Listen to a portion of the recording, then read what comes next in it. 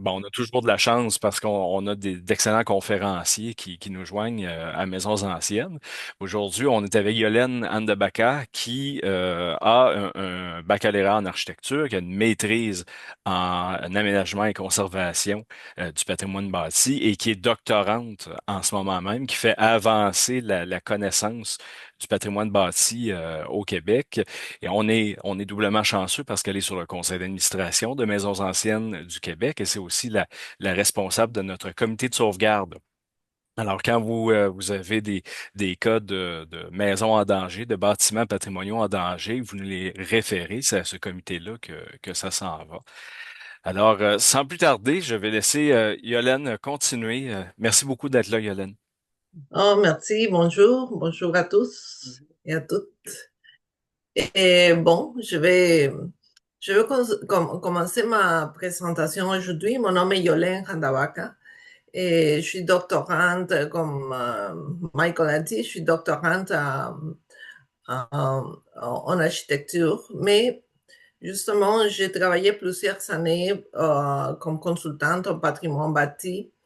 Il y avait toujours le phénomène de la démolition que j'ai essayé de comprendre, mais que je ne comprenais pas, parce que c'était toujours la même situation de démolition de bâtiments anciens qui normalement n'avaient pas été protégés. Et c'était d'une part les autorités et d'autre part les autorités et les développeurs, et d'autre part les communautés, les citoyens qui résistaient à la démolition et qui s'opposaient à voir un bâtiment, comme on dirait plusieurs fois, mourir. Donc, j'ai préparé une présentation pour parler de plusieurs aspects de ces phénomènes que je vais partager présentement. Donc, Michael, est-ce que tu peux m'autoriser à... Ah, ok, c'est parfait. Donc, ok. Donc, c'est ça.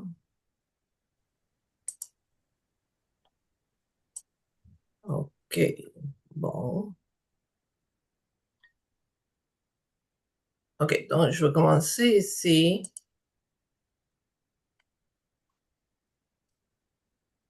Ok. Donc, comme vous voyez, ça c'est le titre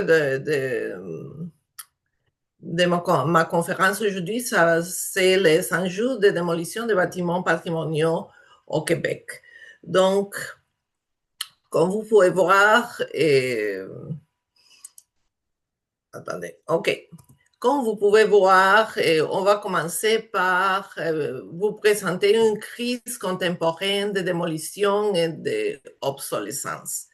Pourquoi je parle de crise contemporaine? Parce que bon, c'est une crise qui n'appartient seulement pas au Québec, mais comme aujourd'hui on se concentre sur le Québec, je vais vous parler un petit peu de ce qui se passe présentement. Le Québec a connu une augmentation des demandes de démolition, non, qui reflète une tendance à privilégier deux choses. La première, le remplacement plutôt que la réhabilitation des bâtiments. Et aussi, cette augmentation des demandes reflète les pressions croissantes des marchés immobiliers spéculatifs. Donc, on voit cette tendance est visible dans plusieurs cas à Montréal et je vous présente seulement deux cas pour juste vous donner un portrait de ce qui se passe. Ici, par exemple, le cas que je vous présente pour commencer, c'est la démolition prévue de la tour de bureaux de 16 étages située au 625 René Lévesque Ouest. Et l'autre qui est l'hôtel Delta de 23 étages, du bâtiment structurellement solide, situé sur des terrains urbains de grande valeur. Encore d'ailleurs, hein? Oui, écoutez ça. OK.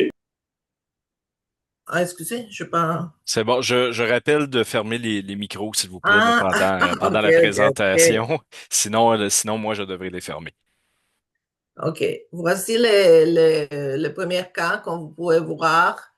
Donc, ça, c'est la première tour. Ce cas a été présenté par la presse le 15 avril 2025.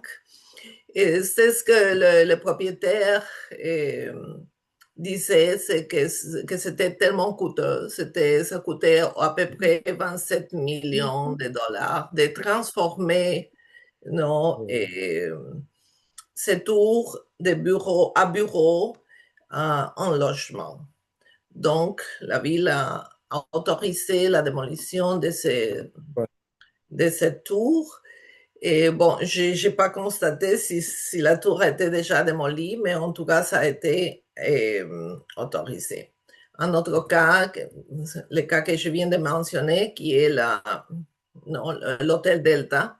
Et comme vous voyez à droite, ceci est le rendu du projet non, qu'il voulait construire non, à la place du bâtiment original de l'hôtel Delta. Donc, mais ceci est juste un portrait de la crise non, contemporaine de démolition et d'obsolescence. Non, tout est obsolète, tout est non, facile de démolir, même si ça coûte beaucoup, beaucoup d'argent. Et non, on demande toujours des permis de démolition pour non, construire des tours de 20, de 30 étages, dépendant de la localisation. Dans ce cas-ci, c'est à mon centre-ville Montréal. Mais en général, partout, c'est une situation pareille. Donc, ici, la logique économique qui sous-tend ces décisions, c'est que lorsque la valeur foncière sous-jacente dépasse la valeur fonctionnelle ou commerciale du bâtiment existant, le réaménagement est encouragé. Donc, comme vous pouvez le voir, les villes d'Amérique du Nord et d'Europe présentent des tendances similaires où le développement spéculatif, la rénovation urbaine à grande échelle et l'évolution des priorités en matière d'utilisation des sols intensifie les pressions en faveur de la démolition. Ça, c'est la situation actuelle. Donc, est-ce que vous voyez mon... Oui, non? Vous continuez à voir mon... Oui, okay. On voit bien. OK, parfait. Donc, ça, c'est la situation actuelle. Donc, je continue. OK. Quelques constants. L'augmentation des démolitions persiste malgré les discours sur la durabilité, la décarbonisation et la réutilisation adaptative. Alors que le gouvernement encourage la circularité, la responsabilité environnementale, les pratiques de démolition restent inchangées au niveau municipal et au niveau du développement. Les communautés perçoivent la démolition non seulement comme la perte du tissu bâti, mais aussi comme l'érosion du sens social, reconnaissant que les bâtiments structurent l'expérience quotidienne, la continuité et l'identité du quartier. Ainsi, la crise de la démolition représente un phénomène culturel. Oh, il y a une erreur ici. Non, oui, c'est culturel et social, excusez, je pensais qu'il y avait une erreur, qui montre la tension entre la valeur économique de la démolition et la valeur sociale et expérientielle que les communautés attachent à leur environnement bâti. Donc, juste un instant. OK. Donc, maintenant, je vais vous parler de le phénomène de la démolition par abandon. Pourquoi? Parce que le phénomène qui se répète, on a parlé en général de la crise d'obsolescence et de démolition en général, mais si on se concentre sur la démolition des bâtiments anciens, qui est vraiment notre sujet aujourd'hui, il y a un phénomène qui se répète et que probablement vous avez vu ou vous avez constaté, vous avez lu dans les journaux, qui est la démolition par abandon. La démolition par abandon touche de nombreuses villes à travers le monde, dont le Québec. Un bâtiment à intérêt patrimonial est laissé sans entretien pendant plusieurs années jusqu'à ce que sa démolition devienne la seule option. Et je dis la seule option entre guillemets parce qu'il y en a d'autres options, mais c'est sûr que si le bâtiment est laissé sans entretien pendant plusieurs années, il n'y a pas de chauffage, c'est sûr que la structure va se détériorer et finalement, des fois, c'est vraiment la seule option de démolir. Il y a deux catégories de pouvoir. Un pouvoir fondé sur la sécurité publique et l'autre pouvoir qui est fondé sur la protection du patrimoine culturel. Donc, ces deux pouvoirs collisionnent parce que l'immeuble vétuste est toujours considéré comme une menace pour la sécurité et la salubrité aux yeux du droit municipal. Ces considérations priment sur la valeur patrimoniale d'un bâtiment. D'autre part, une municipalité n'a pas l'obligation de procéder à la citation des bâtiments patrimoniaux sur son territoire, ce qui fait en sorte que ceux-ci ne sont pas soumis à une obligation d'entretien en vertu de la loi sur le patrimoine culturel. Cette information, juste au cas où, pour citer la source, je l'ai prise d'un document élaboré par un avocat qui s'appelle Charles Breton de Meul, qui est expert en droit municipal. Non? C'est lui qui a élaboré toute une analyse sur ce qui se passe et la situation présentement au Québec de la démolition par abandon. Donc, juste un instant. OK. Donc, en 2020, le vérificateur général du Québec a déposé un rapport d'audit de performance sur la protection du patrimoine immobilier. Le rapport conclut que 70% des municipalités constatent qu'elles n'ont pas l'expertise suffisante pour protéger le patrimoine. Le rapport du vérificateur général du Québec mentionne les municipalités et leur intérêt pour l'impôt foncier. Le vérificateur dit que ce n'est pas dans tous les cas, mais que des fois, non, les municipalités peuvent autoriser la démolition d'un bâtiment parce que non, le nouveau projet peut remporter plus d'argent par l'entremise de l'impôt foncier. Ceci est mentionné dans les rapports. En 2020, le législateur québécois a déposé un projet de loi destiné à assurer une plus grande protection du patrimoine culturel immobilier par les municipalités. Et je fais un survol présentement pour vous montrer ce qui se passe par rapport à la protection du patrimoine et c'est ce qui a changé positivement à partir du rapport du vérificateur général parce que ils ont réalisé qu'il y avait que le patrimoine n'a été pris ou que la protection du patrimoine n'a pas été effectuée de façon si bonne qu'ils auraient voulu. Donc, je continue. Et en 2021, la loi 61 apporte des modifications considérables et octroie des pouvoirs et de nouvelles responsabilités aux municipalités pour éviter la détérioration et la démolition des bâtiments patrimoniaux. La loi 69 offre aux citoyens la possibilité de s'opposer à la démolition d'un immeuble patrimonial. Un avis de la demande de démolition doit être rendu public afin de permettre aux personnes intéressées de s'opposer. Une séance publique doit être tenue par le comité de démolition afin de permettre aux personnes intéressées de faire valoir leur opposition à la démolition.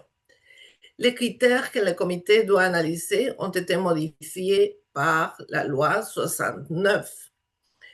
Donc, tous ces changements sont des changements qui sont vraiment très positifs. Non? Donc, mais par contre, l'article 231 de la loi sur l'aménagement et l'urbanisme n'a pas été modifié. Qu'est-ce que ça veut dire? Cet article pourrait être utilisé pour autoriser la démolition d'un bâtiment patrimonial pour des raisons de sécurité publique. Ça veut dire que tous ces changements, la loi 69 est vraiment très positive. Il y a des lacunes, il y a des manques dans la loi précédente qui ont été corrigés. Le problème présentement, c'est qu'il y a une collision entre la protection du patrimoine, une collision entre la préoccupation pour la protection du patrimoine et la sécurité publique. Donc, qu'est-ce qui s'est passé dans plusieurs cas? C'est qu'il y a eu des bâtiments qui ont été abandonnés. Donc, finalement, les entrepreneurs, les propriétaires disent qu'ils ne peuvent plus le rénover, réparer parce que le dommage est irréparable. Donc, finalement, la démolition est autorisée parce que, non, pour des raisons de sécurité publique. Il y a eu même des cas où il y a eu un procès et la Cour a décidé de permettre la démolition parce que le bâtiment présentait un risque pour la sécurité publique. Et ce type de cas se répète constamment. Probablement, vous avez lu des cas pareils ou similaires dans les journaux. Donc, ça c'est la situation générale, ce sont les lois. Donc, et la question est la suivante. Et la démolition des bâtiments qui ne sont pas protégés, qui ne sont pas classés, qui ne sont pas cités. Qu'est-ce qui se passe avec ce type de bâtiments? Si, d'une part, c'est vrai que la loi 69 a eu des changements positifs, normalement, ces changements positifs s'appliquent dans la plupart des cas pour des bâtiments qui sont cités, sont classés, ont un type de protection. Mais donc, qu'est-ce qui se passe avec les bâtiments qui ne sont pas cités ou classés? De plus en plus, comme probablement vous l'observez, des bâtiments non cités ou classés qui sont considérés comme étant patrimoniaux par les communautés sont démolis. Donc, ici, je vous présente par exemple deux cas qui ont été très médiatisés. Un cas était la maison Brune à Rimouski, où cette maison, avec, si je ne me trompe pas, 5 personnes qui habitaient, 5 étudiants qui habitaient là-bas, et le propriétaire voulait la démolir pour faire un autre bâtiment pour louer des appartements ou des chambres. Donc, il y a eu une grosse proteste de toute la communauté. C'était très médiatisé. Il y a eu un record d'assistance pour les audiences publiques, des signatures qui ont été ramassées pour protester ou résister à la démolition, mais le bâtiment a été démoli. Un autre cas qui a été très médiatisé et pour lequel l'ACMAC, aujourd'hui Maisons anciennes du Québec, ont aussi appuyé sa protection, c'était l'ancien bâtiment de Chocolat Favori, par exemple, non? Et c'était un bâtiment privé, il y a eu apparemment un manque d'entretien. surtout parce que c'était une maison qui avait été convertie et elle avait été réutilisée en tant que bâtiment commercial. Donc, la structure était vraiment endommagée. Et donc, finalement, le bâtiment a été démoli.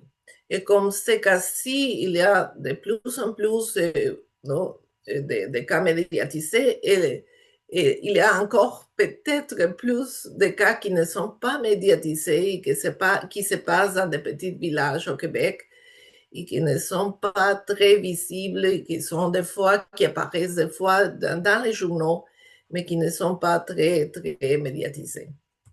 Donc, ceci, je vous présente deux autres cas. À Pointe-Claire, il y avait cette barre c'était un bâtiment commercial, bien sûr, non, a été vendu pour construire des condos. Il y a eu, comme vous voyez, 4000 résidents qui voulaient sauver les pionnières, un immeuble qui pour eux était un immeuble d'intérêt patrimonial, mais qui finalement a été démoli. Et aussi, un autre cas, parmi plusieurs, le monastère Notre-Dame de Rosaire, la maison qui était à côté, comme elle n'était pas protégée, a été démolie. Donc, ceci sont quelques exemples parmi beaucoup que probablement vous connaissez. Donc, je veux, à partir de ces exemples, ces cas-là, je vous présente l'évaluation du patrimoine à partir d'un document élaboré par le ministère de la Culture du Québec. Pour l'évaluation patrimoniale, le ministère de la Culture du Québec a élaboré le document que vous voyez ici qui s'appelle Intérêt patrimonial des immeubles et sites patrimoniaux, la méthode d'évaluation. Donc, comme vous voyez, ce document est public, donc vous pouvez le trouver si vous le cherchez sur Google.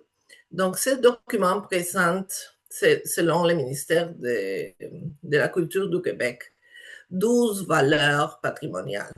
La valeur archéologique, architecturale, artistique, emblématique, ethnologique, historique, identitaire, paysager, scientifique, sociale, technologique et urbanistique.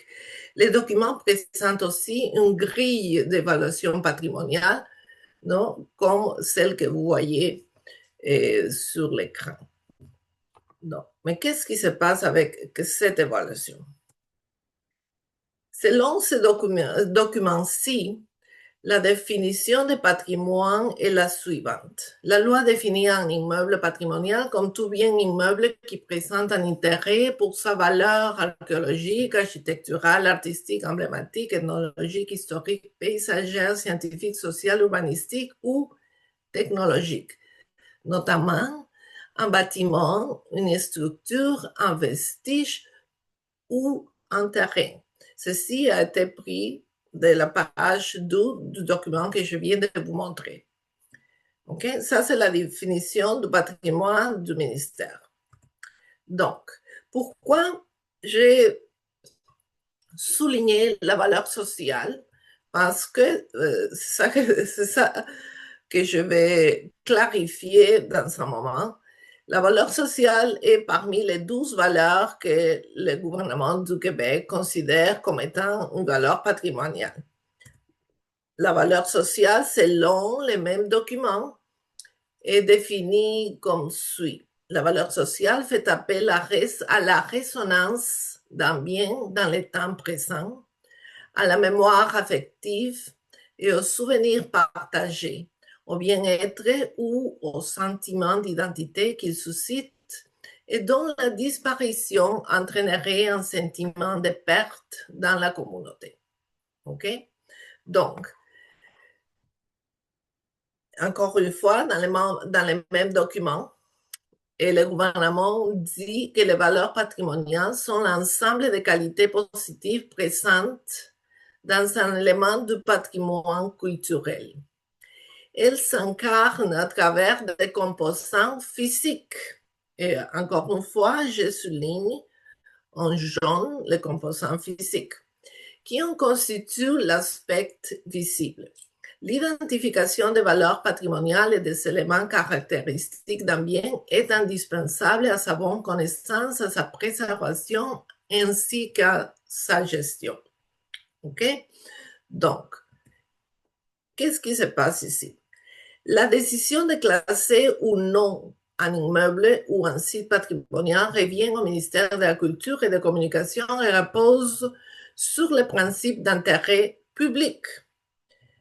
Les ministres déterminent si le bien présente un intérêt public en s'appuyant notamment sur l'évaluation de l'intérêt patrimonial effectuée par les experts disciplinaires en patrimoine culturel du ministère à l'aide de la présente méthode d'évaluation.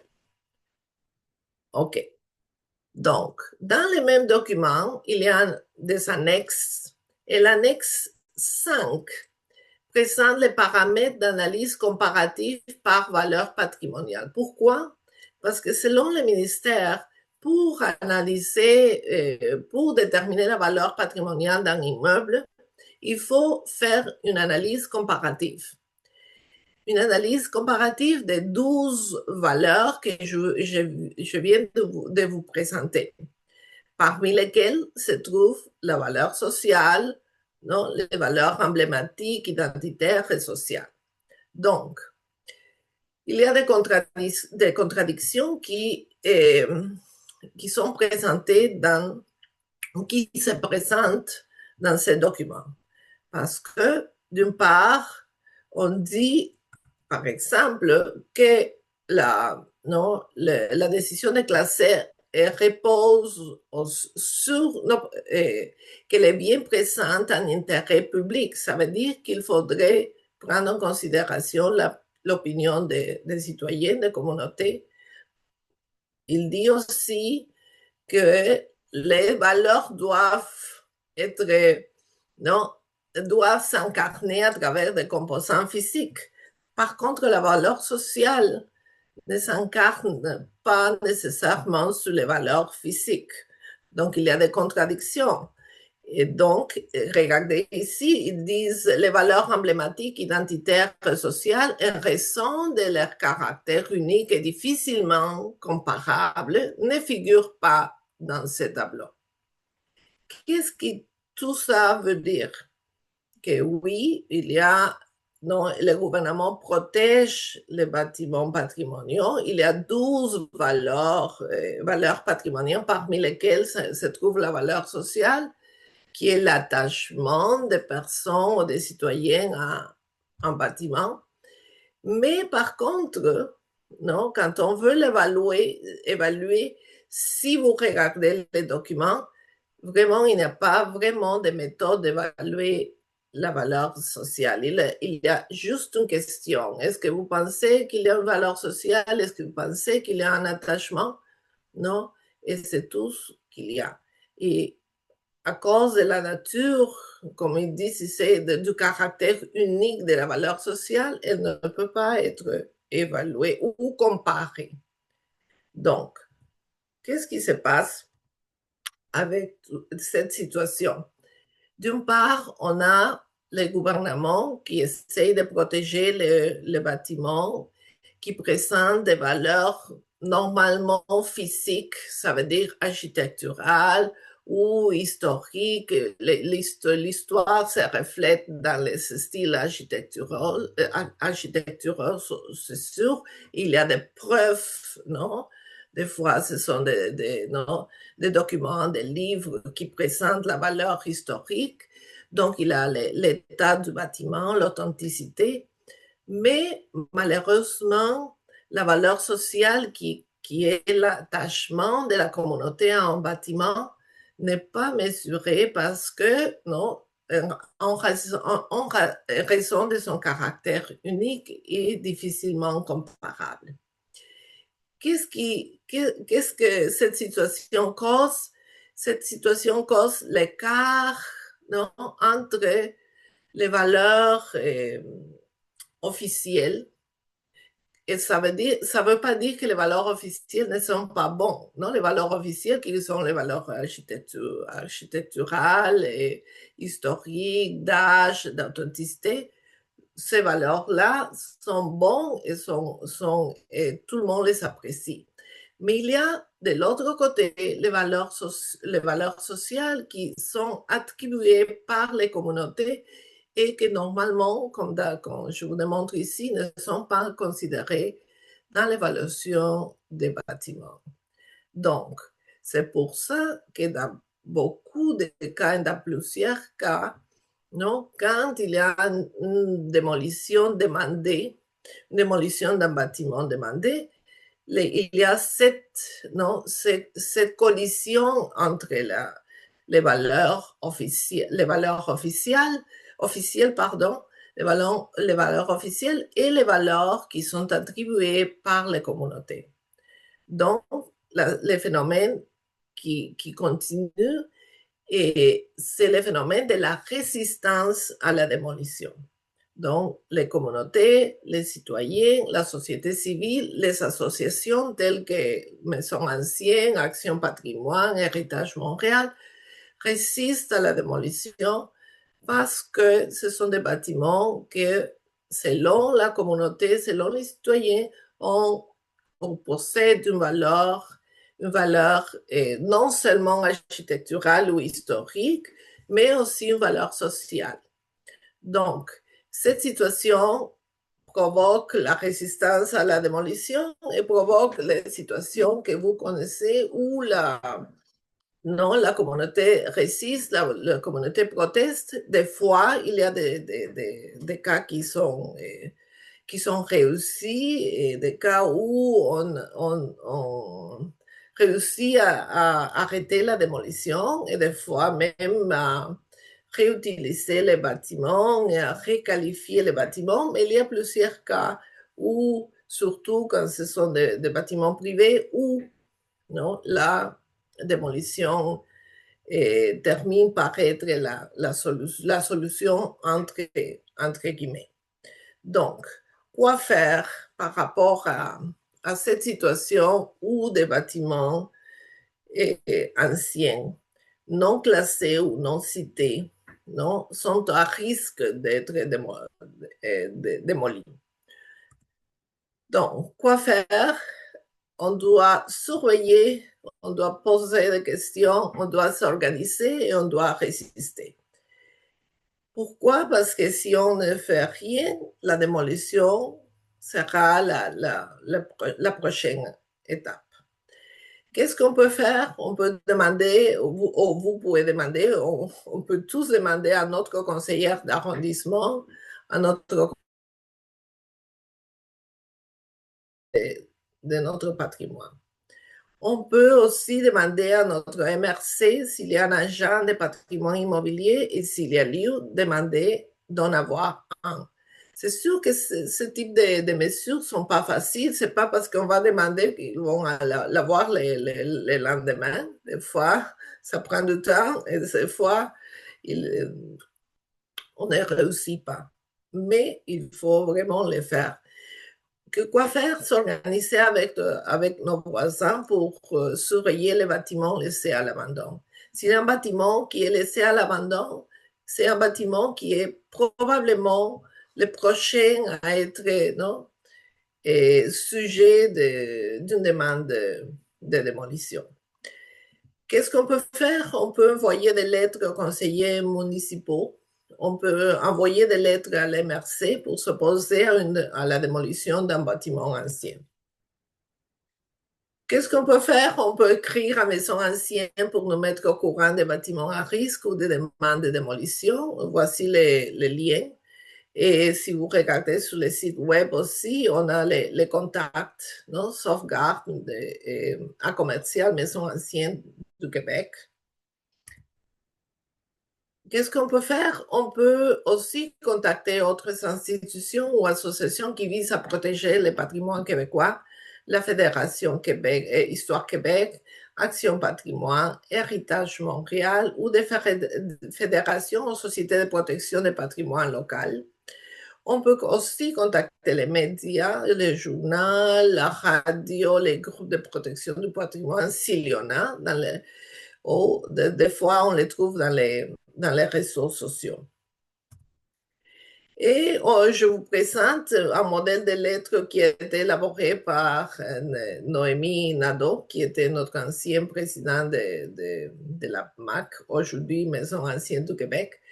Ces lettres-là, on va probablement la ajouter à notre site web, de façon à avoir un modèle de lettres que, bien sûr, vous pourriez adapter pour écrire à différentes institutions et l'envoyer aux élus, l'envoyer aux autorités pour présenter la situation et vous opposer à la démolition d'un bâtiment. Ça, c'est la première partie de la lettre. Ça, c'est la deuxième partie de la lettre que vous pourriez probablement on va la non, rendre disponible sur le site web de la MAC.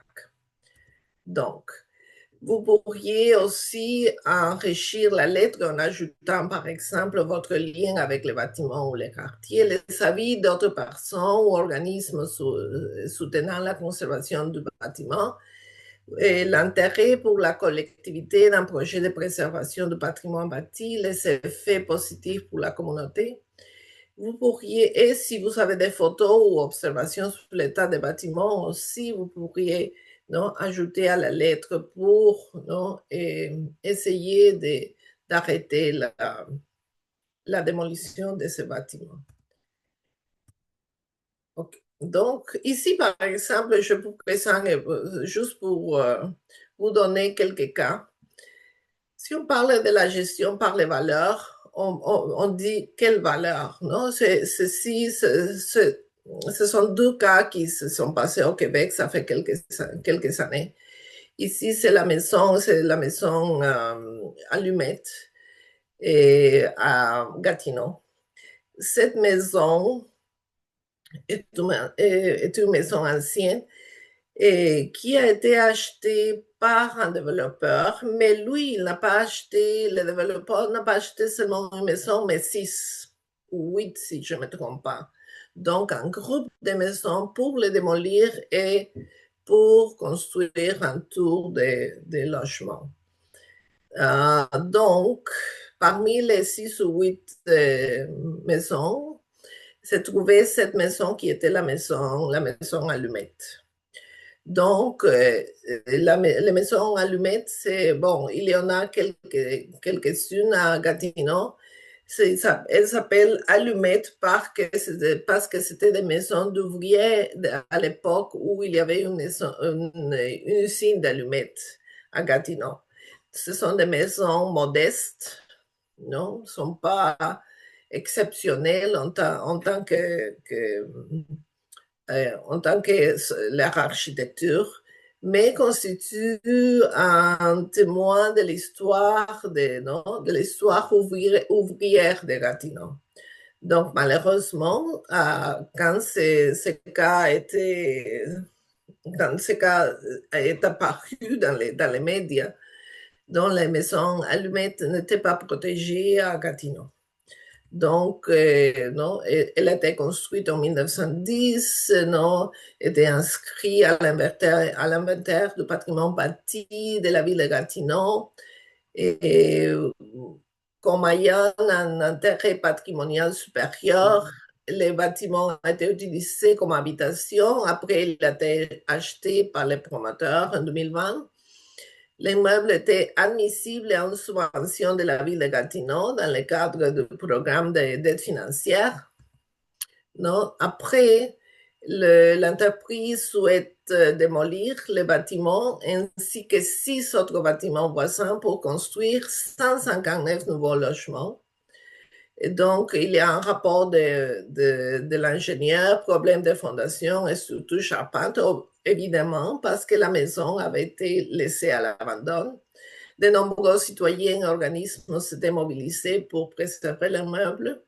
La demande a été rejetée, mais le propriétaire, l'entreprise gestion NDI Champlain, se tourne vers la Cour supérieure. Pourquoi? Parce que c'était non, un risque pour la sécurité publique. C'est ce que je viens de présenter au début de cette présentation.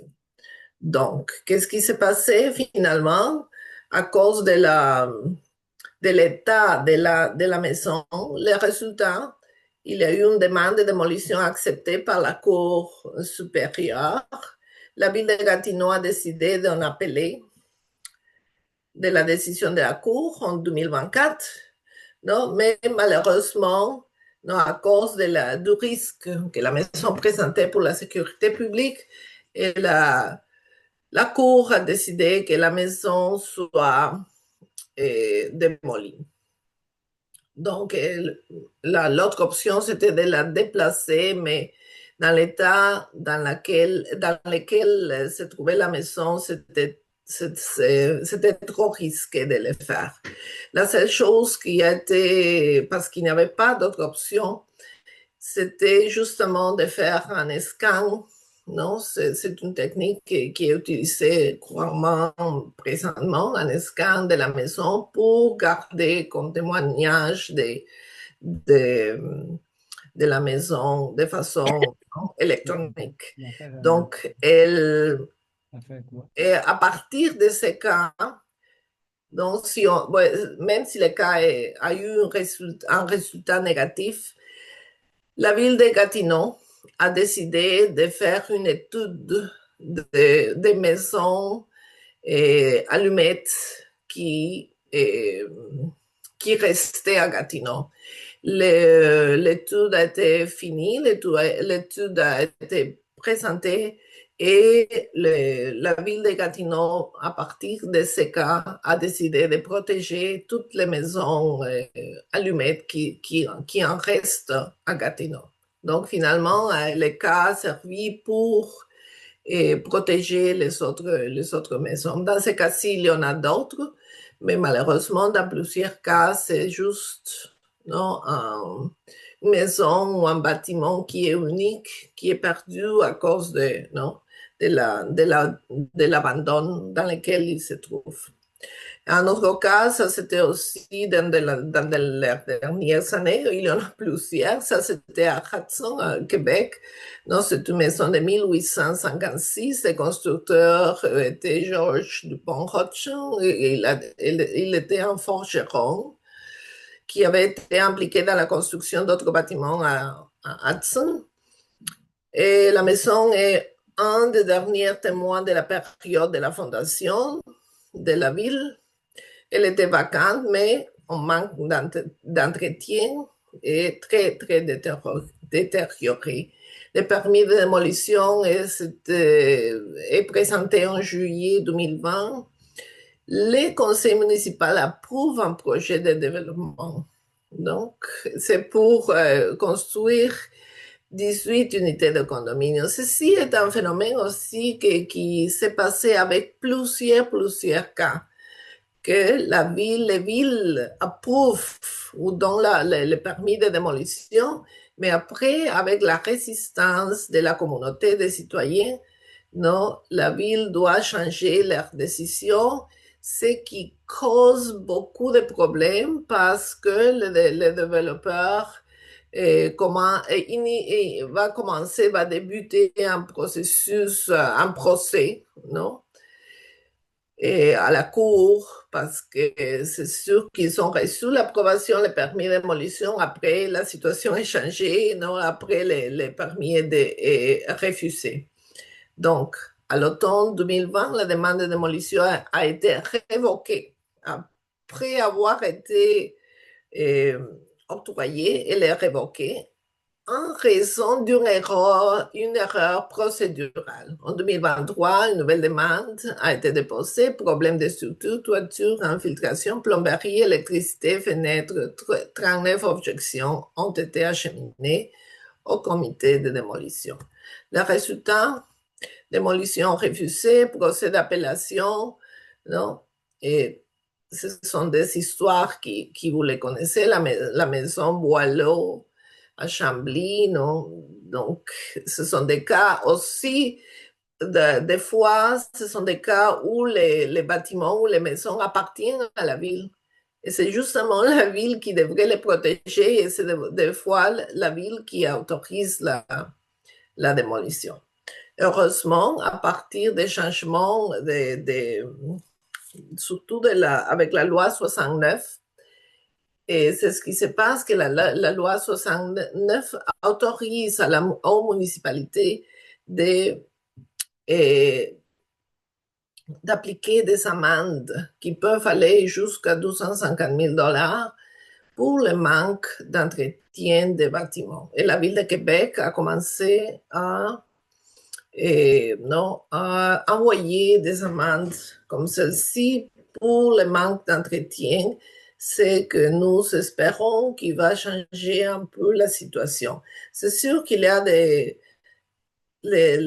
gens et certains avocats aussi trouvent des façons de contourner la loi, mais non, la loi 69 octroie des pouvoirs aux municipalités et pas seulement des pouvoirs, mais des exigences aux municipalités de surveiller l'entretien des bâtiments.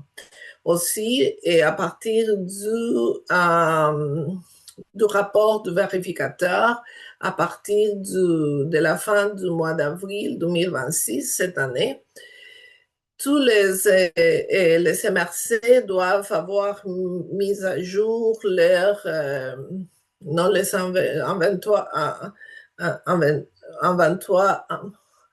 inventaires, excusez, leurs inventaires des bâtiments d'intérêt patrimonial. Selon la nouvelle loi, à partir de ces inventaires, non, les bâtiments qui présentent un intérêt patrimonial, ces bâtiments doivent, non, ne peuvent pas être démolis si facilement. Les permis doivent être autorisés par le comité de démolition et aussi les démolitions doivent passer pour une consultation publique pour que les gens et les citoyens peuvent s'exprimer par rapport ou s'opposer aussi à la démolition. Donc, les changements sont positifs, mais ce n'est pas suffisant. C'est vraiment, ça a besoin de la surveillance de la part des citoyens et des communautés pour veiller à que le patrimoine soit protégé. Donc, il y a quelques cas réussis, il y a plusieurs cas qui sont réussis. Donc, non, vous probablement connaissez quelques cas qui ont été réussis. Donc, c'est sûr qu'il y a des requalifications qui sont bien réussies. Et c'est sûr aussi qu'il y a des compagnies ou des architectes qui sont des experts non, pour travailler avec les bâtiments existants qui ne font seulement les nouveaux projets, mais surtout l'accompagnement du propriétaire pour suggérer, pour premièrement faire le bilan de santé du bâtiment, après suggérer des possibilités pour les nouveaux projets, des possibilités de nouveaux projets qui soient réalistes. Non? Parce qu'une partie qui est très, très importante pour la requalification des bâtiments est la mise aux normes, qui des fois et plusieurs fois, c'est un obstacle pour la requalification et pour la réussite du projet. Pourquoi? Parce que la mise aux normes d'un bâtiment ancien implique que des fois, certains usages peuvent ou ne peuvent pas être réalisés dans un bâtiment ancien. Donc, c'est pour ça l'importance d'être conseillé par un architecte spécialiste en bâtiment ancien qui va évaluer l'état de santé ou le carnet l'état du bâtiment, c'est ce qui s'appelle le carnet de santé, mais aussi va suggérer de nouveaux usages qui sont adéquats à la situation, à la condition du bâtiment présentement. Donc, c'est ça. Je présente quelques exemples, quelques images, parce que sinon, je passerai toute l'après-midi à vous à parler de ceci. Mais voici quelques images de cas réussis. Des fois, les églises sont transformées en bibliothèques. Par exemple, il y a plusieurs exemples au Québec. Non? Des fois, sont transformées non, en bibliothèque, en théâtre. Non, ceci est un cas qui est très, très bien réussi, qui c'est un centre culturel. Comme vous voyez ici, non, école de cirque, non, et même en condo, comme vous le voyez ici. Non? Donc, des cas de réussite. Donc, c'est pas que tout est mauvais. Il y a vraiment des cas qui ont été réussis.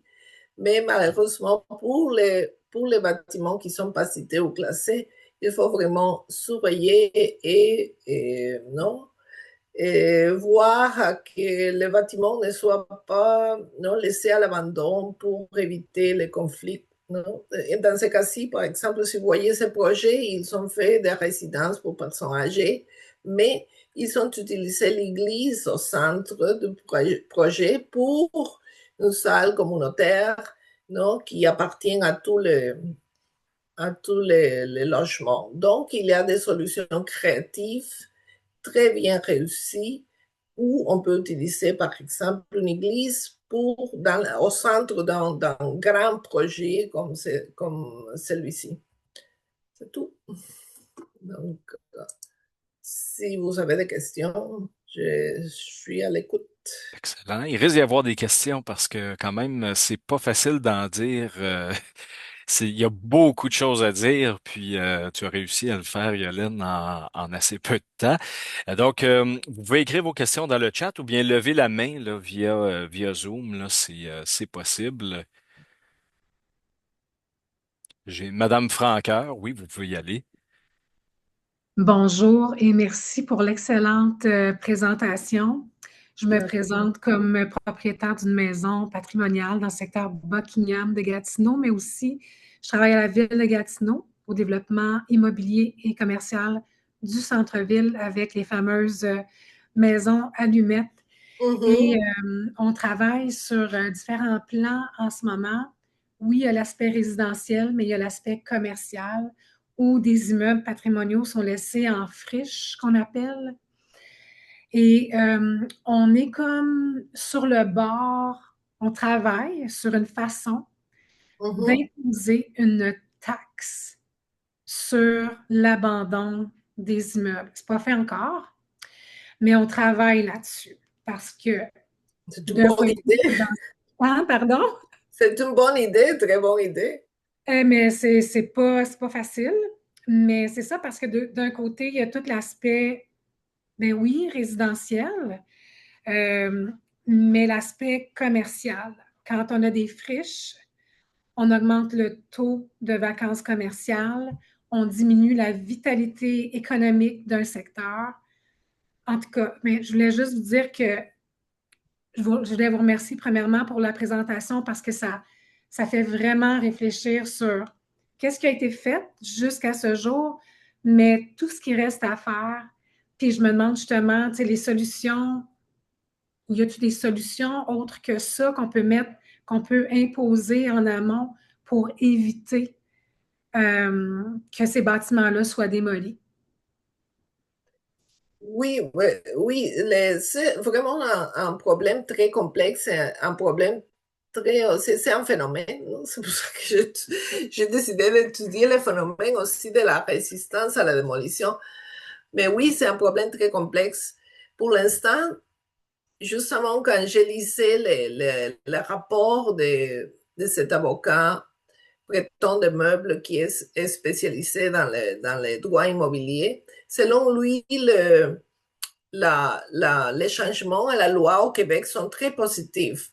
Donc, ça veut dire que si on les compare à ce qui a été fait en Ontario et dans d'autres provinces au Canada, c'est vraiment, on est à l'avance en question de loi.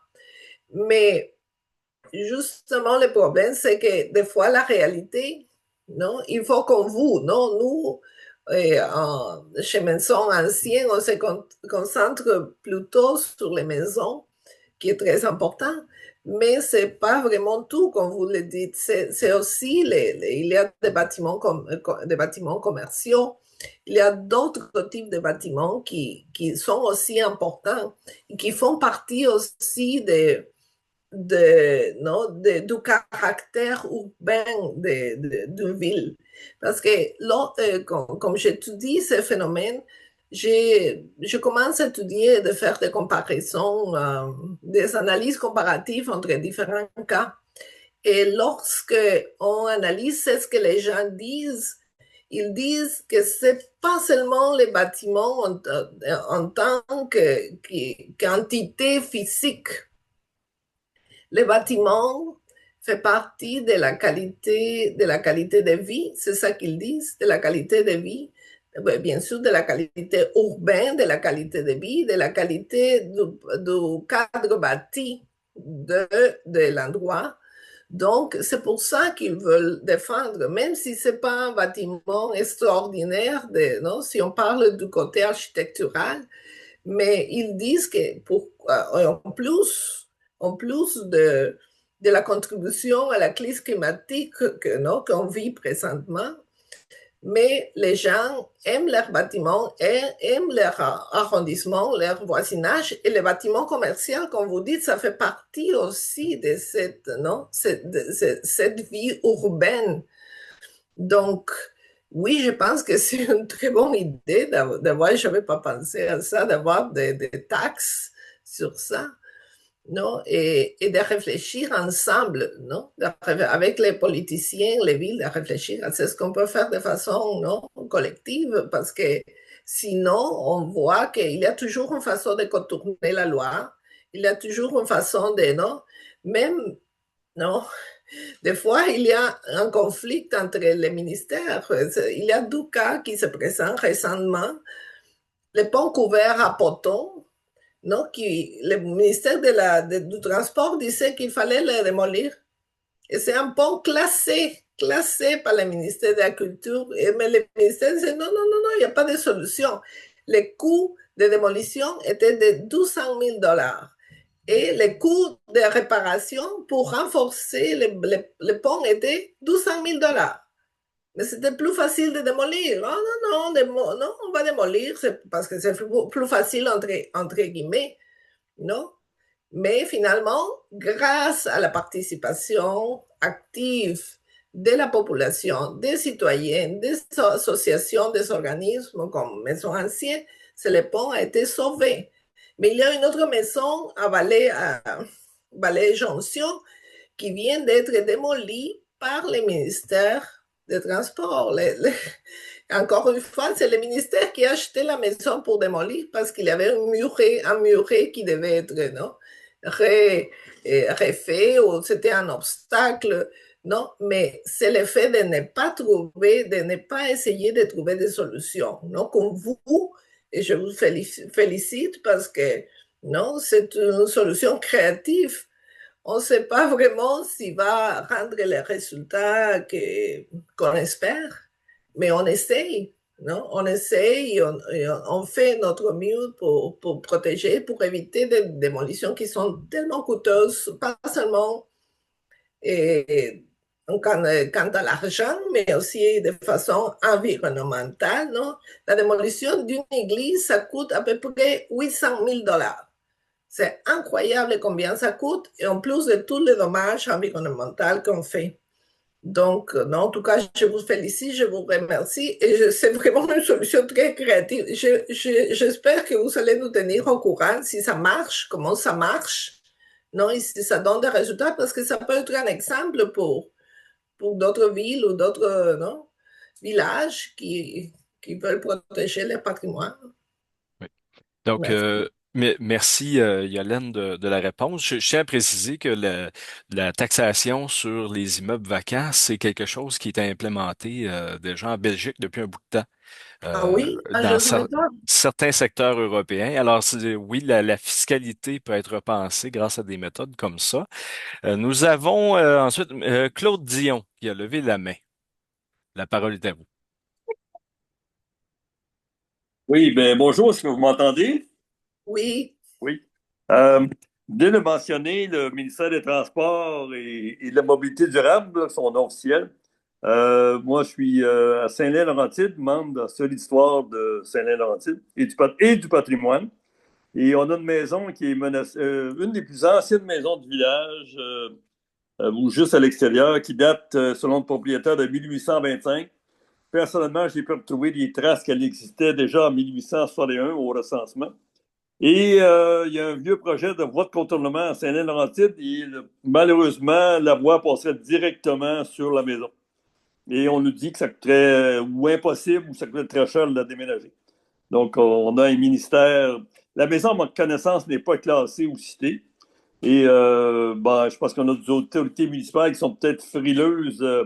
C'est un projet qui est souhaité et nécessaire parce qu'il y a vraiment de l'engorgement dans notre village. Et puis, donc, c'est un projet qui est souhaité beaucoup par la population d'avoir une voie de contournement. Euh, et là, on veut, je pense que les autorités ne veulent pas avoir l'air de nuire à ce projet-là en classant la maison, etc. Donc, je l'ai juste cité comme autre exemple. On a impliqué la Fédération d'histoire du Québec, là, où on a eu une lettre d'appui qu'on a transmise aux autorités, mais disons que je ne suis pas très optimiste sur la suite des choses. C'est une maison qui est en pierre, qui est vraiment d'époque et qui a appartenu à une des maisons fondatrices de notre ville. Notre ville a commencé aux années 1800 environ. Euh, donc, qui est maintenant 26 000 de population environ. Donc, c'est malheureux, mais c'est un autre exemple pour lequel je n'ai pas beaucoup d'optimisme. c'est vraiment malheureux. Oui, il faut résister, il faut qu'on fasse quelque chose parce que sinon, des fois, comme vous dites, la solution pourrait être de déplacer la maison. On sait que c'est coûteux, c'est que c'est difficile, mais non, vraiment, il faut faire quelque chose. Mais merci de nous faire partie des cas, non, qui démontrent c'est ce qui se passe dans la réalité de tous les jours. Ce cas-ci, en fait, on a travaillé dessus un peu cette année. On a commencé par nous dire que c'était impossible de déménager une maison en pierre comme celle-là. Et fidèle à mon habitude, j'ai envoyé une lettre un peu caustique au ministère des Transports pour dire voici 7 exemples dans les 30 dernières années de maisons semblables qui ont été déménagées. Alors, c'est parfois, on parle à des gens qui sont spécialistes, mais pas du patrimoine bâti. Et ça, c'est une problématique qu'on voit souvent. Quand on se fait dire cette maison-là, il faut absolument la démolir par un ingénieur en mécanique, c'est arrivé. Euh, donc, c'est une des problématiques. On s'étendra pas là-dessus. Euh, nous avons dans... oui, Peut-être juste un exemple qui était peut-être parmi vos 7 exemples, c'est une maison, notre famille, c'est Papineau, c'est un cousin de Joseph Papineau à Ville-de-Laval qui en font une fierté maintenant d'un site qu'on peut visiter à Laval, où l'autoroute 13 serait passée si on avait rien fait pour la déménager pour la tout à sauvegarde. fait. Exactement. Oui. Alors, nous avons dans le chat une question de Fabien Baker. On nous dit, les villes ont comme outil le règlement de zonage pour définir leur politique de protection du patrimoine. Pourquoi ne l'utilisent-ils pas? Oui, c'est toujours il y a les problèmes sont pareils, non? Des fois, il y a les lois existent, non, les règlements existent, mais c'est pour ça qu'on disait il faut surveiller, il faut vraiment vérifier que les lois sont appliquées, que les règlements aussi, parce que sinon, des fois, et s'il n'y a pas la volonté de la part des élus de les appliquer, de les mettre non, en pratique, des fois, non, c'est ça qui arrive. On les voit, non, mais Michael, on le voit souvent, non, qu'il a toujours des contournements ou non, des villes que on a eu même des exemples quand on s'est réunis dans les congrès non, des gens qui ont acheté une maison ancienne où ils vont à la ville pour avoir ce qu'il y a un support, s'il y a un support non, de la part de la ville. La ville ne sait rien du patrimoine, il n'y a personne qui connaît rien non, sur la protection du patrimoine. Donc ça arrive ici au Québec, dans les petits villages surtout, c'est vraiment c'est une situation qui se répète très souvent. C'est pour ça que ce sont vraiment ce sont nous, non, qui devons agir pour exiger que la loi soit ou les règlements soient mis non, en pratique. Parce que malheureusement, dans plusieurs cas, il n'y a pas de surveillance non, des autorités, si le mettent en pratique ou pas, on ne sait pas vraiment. C'est vraiment des citoyens comme vous qui vont faire la différence. Tout à fait. Et on voit que ça varie beaucoup d'une ville à une autre aussi. Oui, Donc, oui, parfois, oui. on est dans un carquois, on a des œillets, mais d'une ville à une autre, ça varie énormément. Je pense Euh, qu'il y avait M. Gaston Gagnon qui levait sa main. Oui. Possible, Monsieur Gagnon, si je vous ai pas vu, je m'excuse. Vous pouvez ouvrir votre micro si vous avez une question.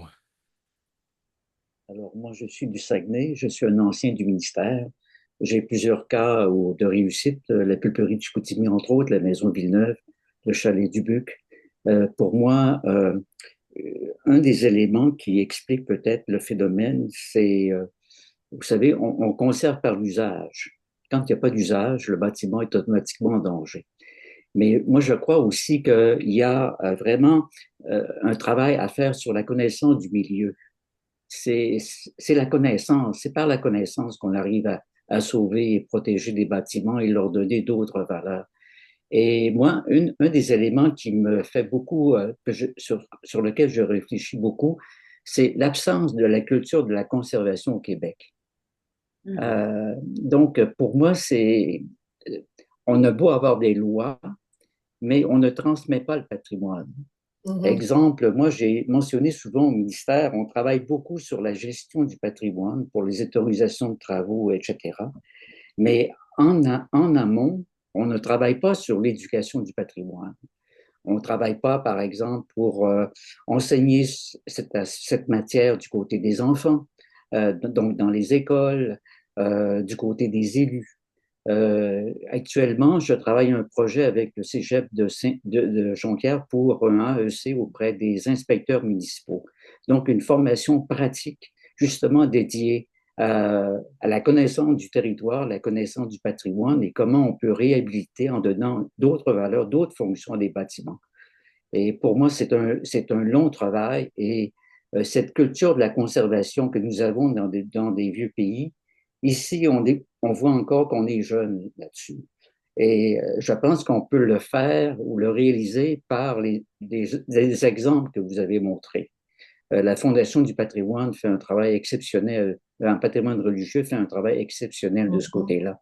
Et donc, pour moi, ce que vous faites est très important, mais c'est un long chantier et ça m'intéresse beaucoup l'aspect de la valeur sociale du patrimoine. Et je serais bien curieux de savoir à l'intérieur du ministère comment cette dimension-là a été inclue et comment ils la gèrent eux-mêmes à l'intérieur d'une demande de classement. Et vous savez, l'élément déterminant, c'est bien sûr les ressources financières. Et ça, c'est capital.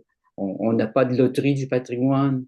On n'a pas de lien entre, par exemple, si on fait une centrale hydroélectrique, pourquoi il n'y aurait pas un pourcentage dédié à la protection? Et il y a une transmission à faire aussi du côté je dirais, des professionnels. On a peu d'experts en patrimoine au Québec. Il faut s'en rendre compte. Il y a très peu, même du côté des architectes, c'est très difficile d'avoir des architectes compétents, capables de réhabiliter en tenant compte des normes actuelles et comment on peut avoir des mesures de mitigation. Et ça, pour moi, c'est aussi un enjeu et un travail à réaliser. Voilà. Parfait. Merci, Monsieur Gagnon. On va continuer quand même parce qu'il y a plusieurs mains qui se sont levées. L'énergie est là aujourd'hui. Je donne la parole à Carmen Fontaine. Oui, bonjour. Merci beaucoup pour. Je suis le conjoint de Carmen, donc Guy Bourassa. Merci pour votre présentation. Moi, j'ai un cas un peu particulier du fait que quand vous avez parlé des valeurs tantôt, vous avez parlé aussi des valeurs paysagères. J'habite à Boucherville, le long du fleuve, et puis il y avait un ensemble de 3 petites maisons assez ordinaires, des petites maisons familiales bâties dans les années 60. Et puis là, je me suis opposé à chaque démolition. Par contre, les démolitions ont été octroyées. Et qu'est-ce qui s'est produit?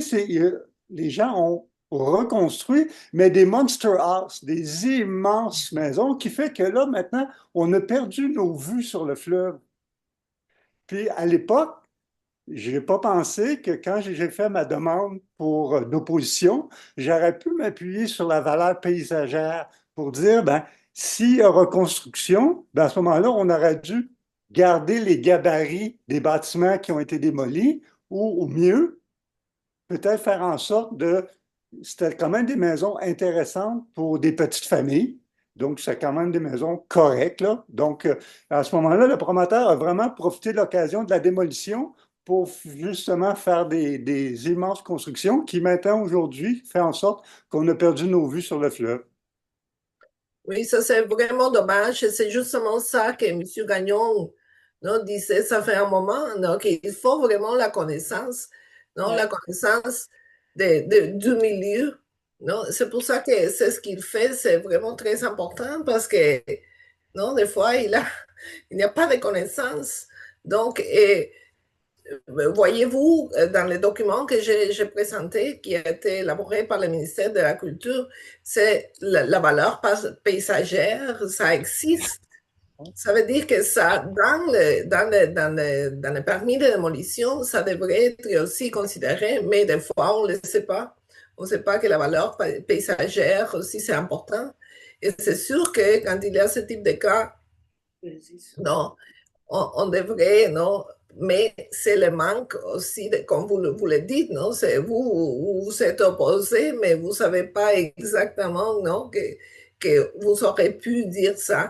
Donc, c'est pour ça que c'est important comme M. Gagnon aussi disait, non, d'avoir de travailler pour améliorer la culture du patrimoine, non, des valeurs, non, c'est pas seulement la valeur architecturale ou historique ou d'âge, c'est aussi la valeur paysagère, urbaine, non, communautaire, sociale, non, qui compte dans ce type de cas. Mais on apprend. On Ouais, apprend merci pour votre malheureusement. intervention. Merci, c'est très apprécié. Merci. Oui. Donc, si on continue, j'ai Chantal Lefebvre. Bonjour, je vais tenter d'être le plus concise possible. Mon intervention est en 2 temps. Premièrement, je me présente, je suis agente en développement en patrimoine immobilier pour 5 MRC en Estrie. Donc, je fais partie de ceux et celles qui sont dans la course contre la montre pour réaliser nos inventaires pour le Québec. L'image que je donne souvent à mes élus et à mes administrateurs, c'est que c'est vraiment une photo qu'on met dans un bac à révélateur qu'on vient d'exposer. À première vue, la page est complètement blanche. Au fur et à mesure que les informations s'additionnent, on commence à avoir des taches, il y a des formes qui apparaissent et au final, on va avoir une image complètement inédite de ce qu'est notre patrimoine de chacune de nos régions. Mais présentement, je me rends compte que, comme vous disiez, M. Gagnon, ça passe par la connaissance et on est en train de se donner la possibilité d'apprendre cette connaissance-là actuellement. Puis dans la première intervention, je voulais mentionner que les MRC ont un pouvoir discrétionnaire de pouvoir s'opposer à la démolition, un permis de démolition qui est attribué par une municipalité. Nous, on a vu certains cas, c'est très, je dirais, glissant comme situation. Il y a des MRC qui vont faire le choix de ne pas se mêler de ce qui se passe dans chacune de leurs municipalités. Il y en a d'autres qui vont décider d'aller de l'avant. Je vous cacherai pas qu'à certains moments, on se sent un peu comme dans le Far West, là. On se retrouve devant des démolitions qui sont déjà faites aussi. Et comment on gère tout ça pour des petites municipalités de 500 habitants qui disent, ben, on est le maire, on est le directeur général greffier, puis on est réceptionniste en même temps. Donc, on reçoit la vague au complet quand il se passe quelque chose. Puis dans un deuxième temps, ben, je dirais qu'on est vraiment à la croisée des chemins parce que autant on arrive avec le projet de loi 69 du gouvernement ministère Culture et Communication, on se retrouve aussi avec les nouvelles obligations du ministère des Affaires municipales qui impose un nouveau schéma d'aménagement et avec les nouvelles OGAP qui sont les orientations de la gestion du territoire, de l'aménagement du territoire, le patrimoine doit être considéré maintenant dans les schémas d'aménagement. Donc, ce qu'on se retrouve actuellement, c'est beaucoup de pression à savoir qu'est-ce qui va se retrouver dans les inventaires parce que ça va avoir une incidence directement au niveau des schémas d'aménagement. Donc, c'est d'expliquer en long et en large et avec beaucoup de patience qu'on a 19 critères sur lesquels on doit se baser pour retenir un bâtiment, qu'un bâtiment, ça s'analyse pas seulement d'un seul point de vue, mais bien de 19. Et c'est ça, c'est de toujours continuer à accompagner nos gens élus au niveau des connaissances parce que je pense que la base, c'est vraiment la connaissance et le sentiment de fierté qui va en découler en bout de ligne. Oui, merci. Et je voulais souligner aussi le travail des personnes comme vous, les agents de patrimoine immobilier, parce que vraiment, c'est vous, non, qui collabore à la connaissance, non, et à la valorisation du patrimoine bâti. Et malheureusement, ils n'en ont pas dans tous les MRC. Non, c'est pour ça que quand j'ai fait ma présentation, je disais, mais c'est aussi les citoyens qui pourront y aller et demander à la MRC s'il y en a et peut-être faire un peu de pression non, pour en avoir, parce que ça contribue à ce qu'on vient de dire avec l'intervention de M. Gagnon, qu'il faut vraiment non, contribuer à la connaissance. S'il n'y a pas de connaissance, ça commence dans les écoles, c'est sûr. Non, non, on n'arrivera pas vraiment à protéger tout ce qu'on a. Et bon, c'est pour ça que je suis content que vous soyez là et non, de votre travail. Et non, je vous félicite parce que c'est à travers vous, non, des personnes comme vous aussi que non, qu'on pourra améliorer la situation. Merci, Madame Lefebvre. On s'était parlé par courriel au sujet de l'auberge Addison à Saint-François-Xavier-de-Brompton. Ça me fait plaisir de vous avoir parmi nous aujourd'hui. On peut continuer. Kalina Olari, vous avez la parole. Bonjour. Moi, je me spécialise dans la conservation numérique du patrimoine bâti et architecte par formation.